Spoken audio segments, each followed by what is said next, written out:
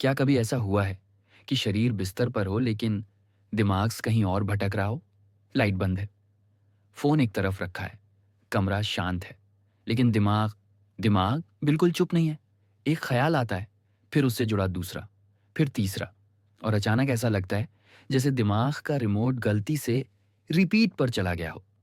इस एपिसोड में हम उसी आवाज की बात करेंगे, जो है ओवर थिंकिंग। ओवर थिंकिंग कोई बड़ी ड्रामेटिक चीज नहीं होती। ये चिल्लाती नहीं है, ये चुपचाप चलती है। एक साधारण सा सीन सोचो।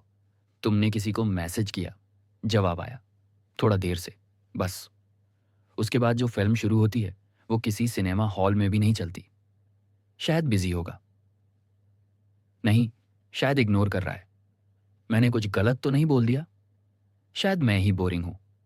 वैसे भी लोग आखिर में छोड़ ही देते हैं, एक मैसेज, और दिमाग पूरी जिंदगी खोल कर रख देता है। जेंजी को अक्सर कहा जाता है, तुम लोग ओवर थिंक करते हो क्योंकि तुम स्मार्ट हो।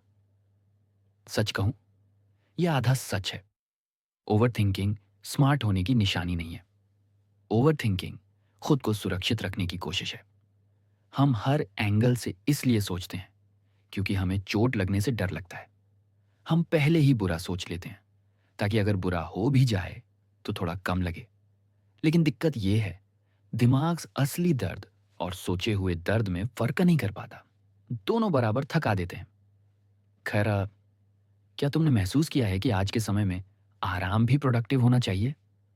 अगर तुम आराम कर रहे हो और उसका कोई उद्देश्य नहीं है तो अपराध बोध होता है। कहीं कुछ मिस तो नहीं कर रहा, बाकी लोग कुछ कर रहे होंगे, मुझे भी कुछ करना चाहिए। हम सोते हुए भी सोचते हैं, हम रिलैक्स करते हुए भी अलर्ट रहते हैं। ओवर थिंकिंग ने आराम को भी एक टास्क बना दिया है। ओवर थिंकिंग की सबसे अजीब बात यह है कि ये कभी वर्तमान में नहीं रहती, कभी अतीत में ले जाती है। काश मैंने ऐसा नहीं कहा होता, काश थोड़ा अलग रिएक्ट किया होता, कभी भविष्य में। अगर ऐसा हो गया तो, अगर मैं फेल हो गया तो, अगर सब बिगड़ गया तो। और जो बीच में वर्तमान है वो चुपचाप छूट जाता है।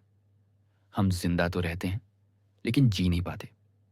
अगर तुम ये सुन रहे हो और तुम्हारा दिमाग कह रहा है ये तो मेरी ही कहानी है, तो एक बात याद रखो, तुम पागल नहीं हो, तुम कमजोर नहीं हो, तुम बस थके हुए हो। और जब थकान दिमाग में होती है तो सबसे पहले ख्याल बिखरते हैं। जेंजी की सोच जिज्ञासा से नहीं, डर से चलती है। हम संभावनाएं नहीं सोचते, हम सबसे बुरा सीन सोचते हैं।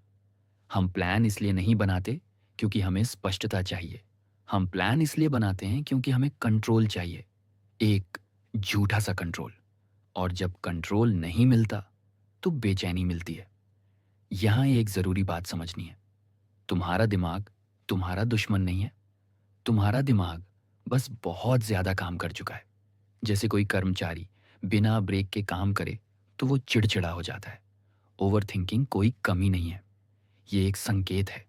संकेत कि बोझ ज्यादा हो गया है। हर ख्याल को हल करना जरूरी नहीं होता, हर सवाल का जवाब चाहिए, ये भी जरूरी नहीं। कभी कभी बस इतना कहना काफी होता है, अभी नहीं। तुम्हारा दिमाग तेज है लेकिन तुम्हारा दिल थक गया है, और दिल को तर्क नहीं, आराम चाहिए। अगला एपिसोड ओवर थिंकिंग से भी ज्यादा उलझी हुई चीज पर है। वो चीज जो सब चाहते हैं लेकिन संभाल नहीं पाते।